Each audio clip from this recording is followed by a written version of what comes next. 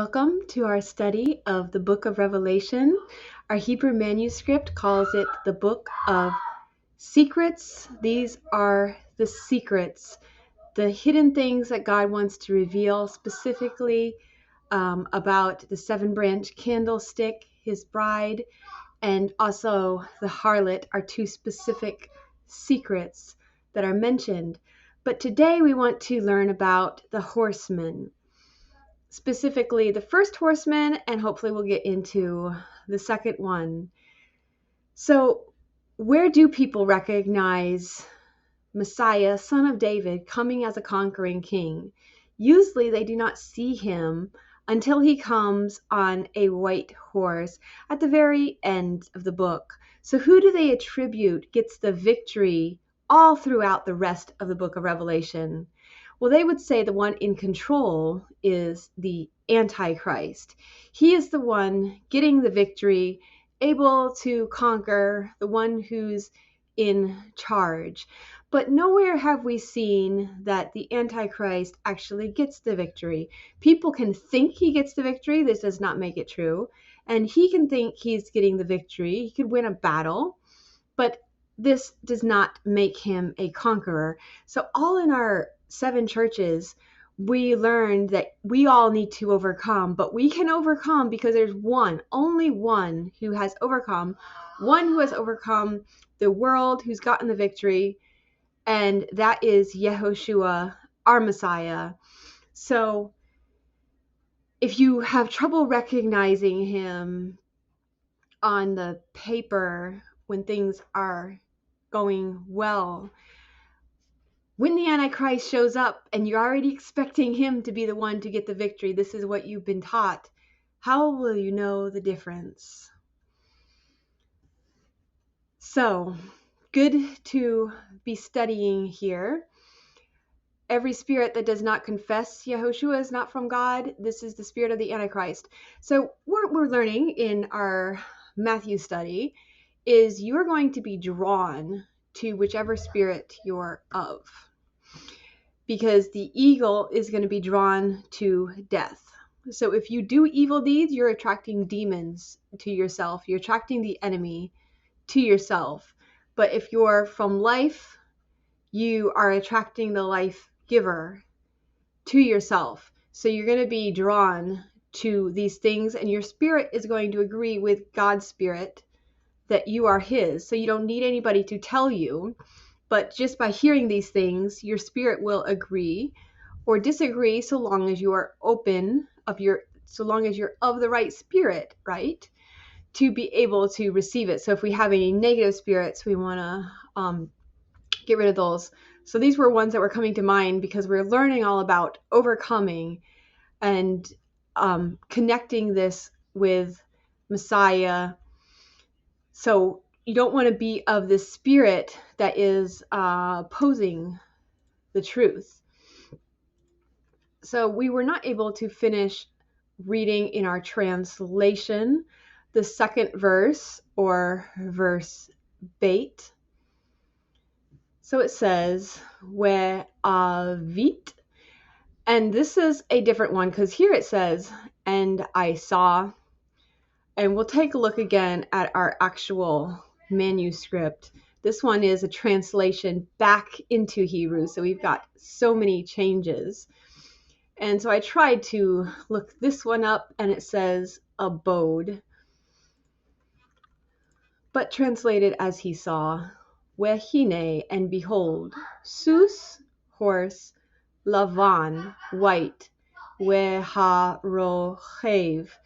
and the rider. So any word that is chosen is going to be significant. So sometimes it's helpful to look at our translation just to see what other words are chosen. So then we're going to ask the question, well, why in our Hebrew manuscript does it say the one who sits? And we can look in context of what else has been sitting. We have one sitting on a throne. We have the throne sitting in heaven. So there seems to be a connection, like sitting has to do with dwelling of the one on the horse. He's not just a rider, maybe more disassociated with it, like a one-time rider. So I think somewhere in the Old Testament, it's saying that these are the four spirits, the four winds or spirits sent out into all the earth. And we've already made this connection with the four living creatures. You can see the living creatures are the ones introducing these horses. So the horses seem to be like the spirit connected with the rider, what spirit they are of.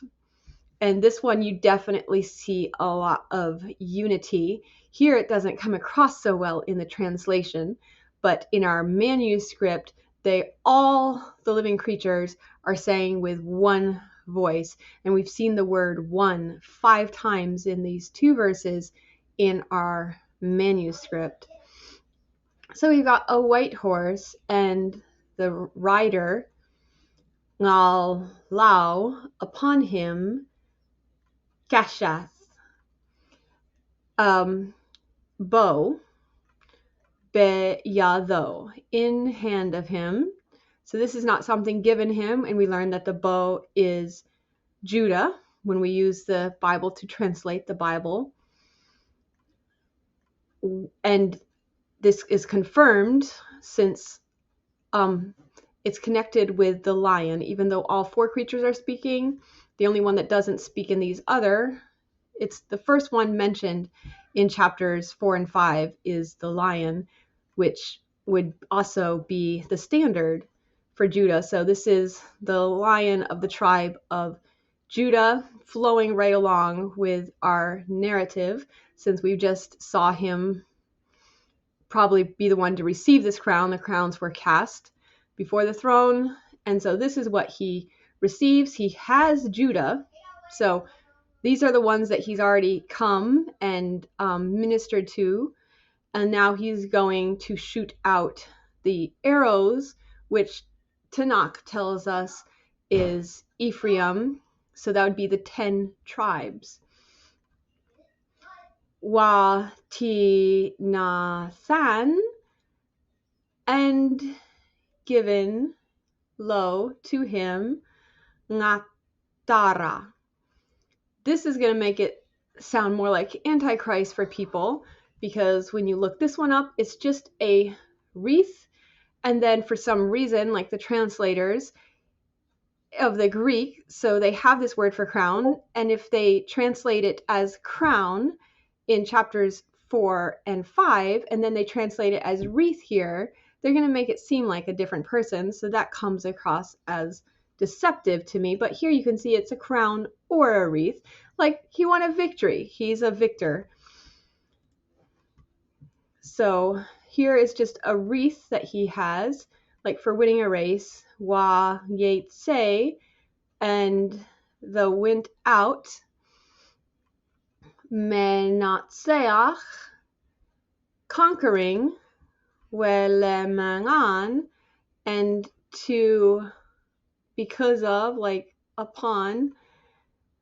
Yenatseach, he conquers. So he intends to conquer.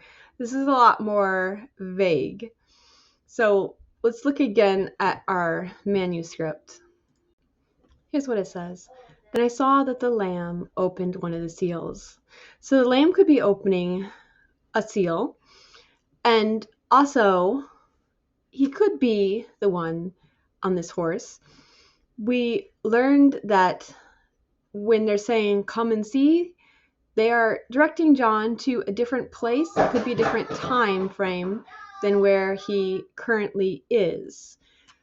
So the time frame that we are connecting this with is the beginning of sorrows, the beginning of birth pains, understood to be Revelation chapter 12, where naturally the first thing you'd expect is the woman gives birth, and then immediately she begins her wilderness journey.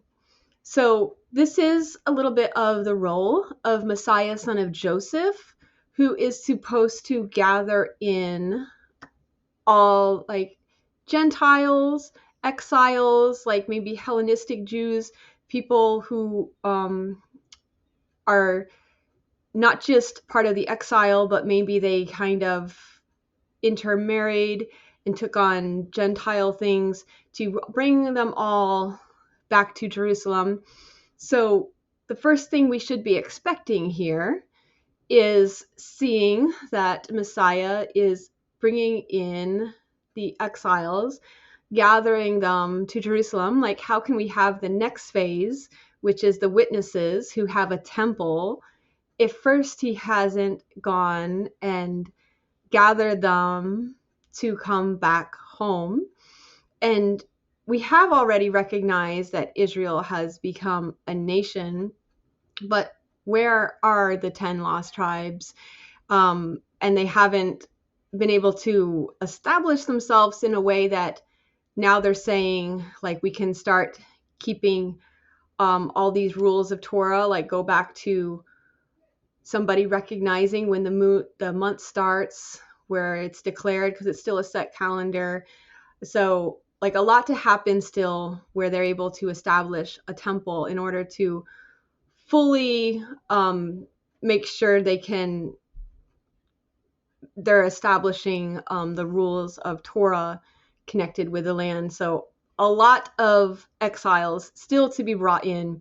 So Messiah, son of Joseph, doesn't finish his role until everybody's brought in. But you also see, you could argue this is Messiah, son of David, sticking up here, because politically, it's not just like spiritually bringing those who are lost sheep, but he is being like a world leader here to help them physically overcome against their enemies, those who were in exile in the heavens, apparently, if we just take the Bible for what it says.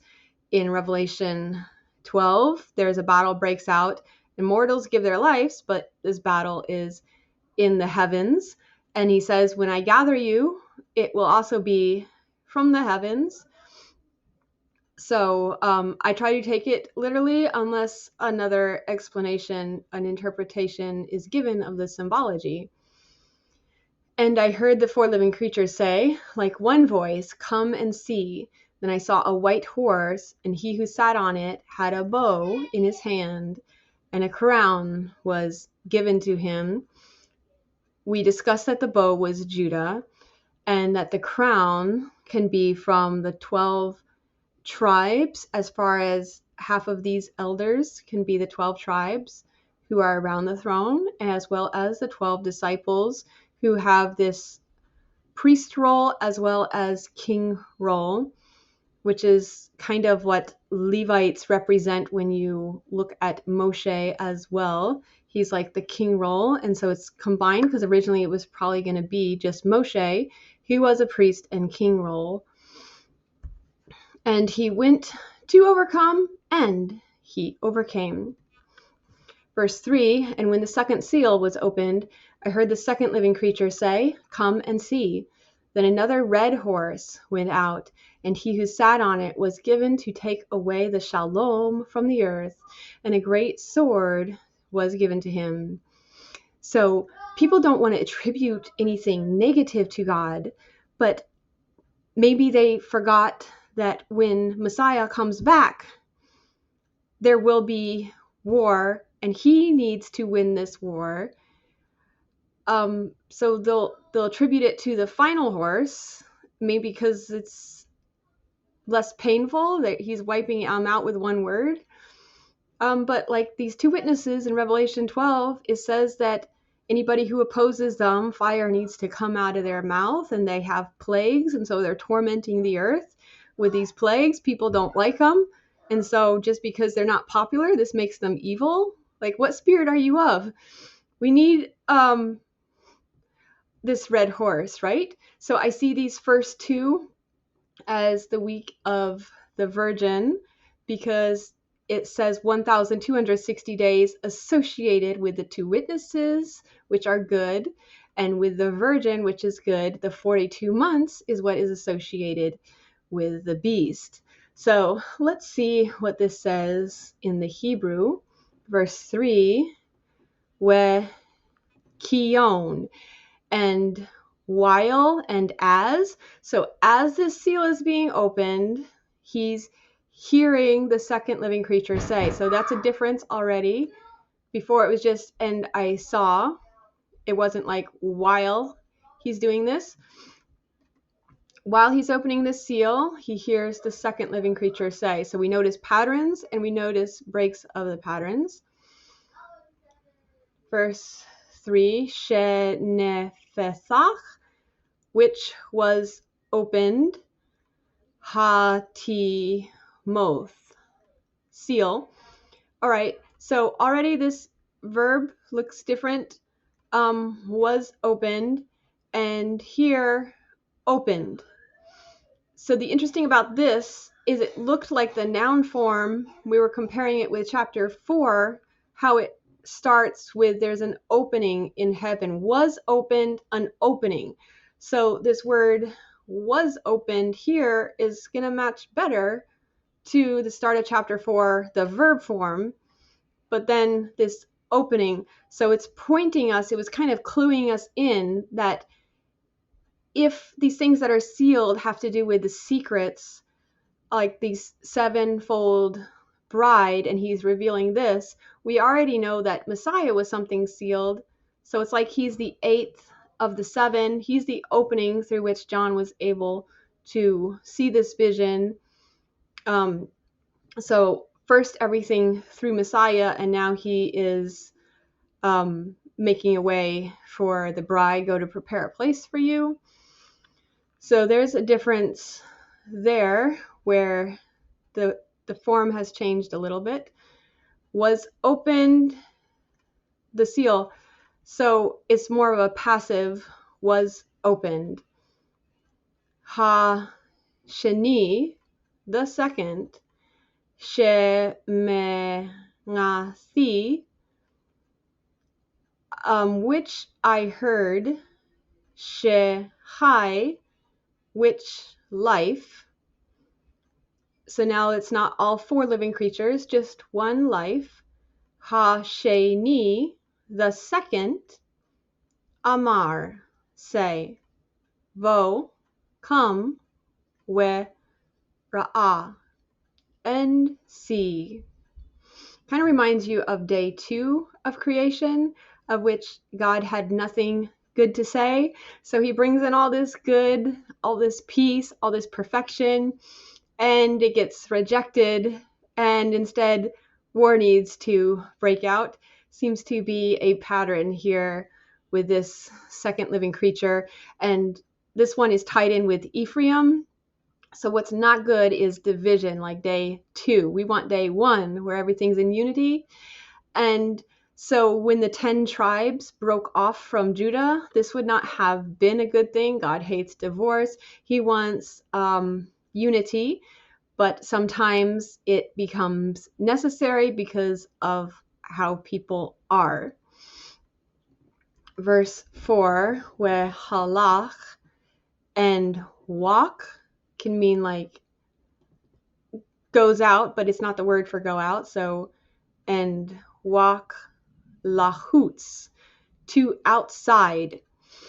So significant then that it says to outside. So now from the perspective of heaven, they are inside.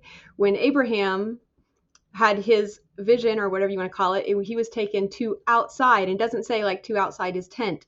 So from there we could say earth is inside and he was taken to outside, he was taken to the heavens. But from the perspective of perhaps this, he's come to wherever this first horseman is. That's where he is now, right? So if we're connecting this correctly, and it's in the heavens where they're getting the victory, in Matthew 24, the beginning of sorrows is like distance, rumors of wars, right? So like the distant tremors of an earthquake, but it's not quite hit home. But now it's hitting home, okay? Because he's coming to outside. So if we're in heaven, does to outside mean now you're switching? Outside of heaven would be earth. Sus, horse. Ehar, another, a second, or behind. Because we learned like ahar, thus. is how Revelation chapter 4 starts, where you're going behind what is seen, because the first 3 chapters are what is seen and is ongoing being seen. It's a completed action. And now what is behind this first horse, or one horse, it doesn't say first, that end walk to outside, horse, another, or horse behind, or horse, you could say second, but it's not the word for second that we've already seen, the shani right here, second. So another horse, Adam, translated as red, but it could mean humanity, and connecting that with Ephraim, like maybe how God made Adam without any intermingling, because the second kingdom of Daniel doesn't have any wings, so there may not have been any intermingling, so he's kept like a pure race maybe, with Ephraim maybe not intermingling as far as like spiritually, because the example would be Joseph, that he did take a wife from Egypt. So at least you keep yourself pure, because it doesn't matter today if you like marry somebody with a different skin color. So more like intermingling with the seed of Satan, which is not a specific skin color, you'd understand. Yoshev, and the sit. So not the rider, the sit, ngalau, upon him, Nothan. So the first one was given a crown. This one is given a sword. Nothan, likach, to take. Okay, was given 2 things. Was given to take, so he's have this authority. Ha shalom, the peace. Me haaretz, from the earth. Lo, and to him, Nothan, again, same word, was given cherev, sword, gadol, a large sword, a great sword. So this can be a good thing, like what was guarding the Garden of Eden was a flaming sword. So from the same passage that we learned that the bow means Judah, and why would he not have arrows? Well, it's because he's going to gather these 10 tribes and he shoots them out like to earth, or he gives them the authority to defeat the harlot, which is what we learned the 10 horns on the beast do. So from our passage, we learn that there's arrows associated with this, but then we also learn that his arrows turn into a sword. So if we make this connection with the 2 witnesses having this power to do the plagues of Moses and breathe the fire of Elijah, and with these they are tormenting those who dwell on the earth, according to what they say in Revelation 11. After they kill them, they're gloating because these 2 witnesses had tormented those who dwell on the earth. Then this great sword would be that the 2 witnesses, who are also called 2 candlesticks, are 2 olive branches as well, so connecting it with Israel, that they are protecting these 10 tribes, right? And we learn in Revelation 11 that they're protecting those who dwell at the altar, but also that these 10 kings can be one of the empowerments, something that the 2 leaders, the 2 witnesses, are kind of in charge of. That is their weapon, that they that these 10 horns will be arriving on earth, and with this they are taking peace from the earth, as far as they already won the victory in the heavenly battle. and now they are coming to fight for their homeland, is how you'd understand it. Because what they need to do by the end of their 3.5 years is have a temple in order for the abomination of desolation, in order to have also an altar for them to protect. So it would make sense that this woman in this first beginning of sorrows, she went on this 3.5 year journey through the wilderness, like she's coming from the planet Nibiru, traveling to Earth, but then they are at this river called Euphrates, which is symbolic of like this glassy sea, perhaps, that we've already learned about, that is impassable. But maybe with the openings of these seals, it becomes more passable. They may not even arrive like until or the start of the day of Hashem, because it needs to dry up in order for the kings to cross. And so like they might all arrive kind of at the same time.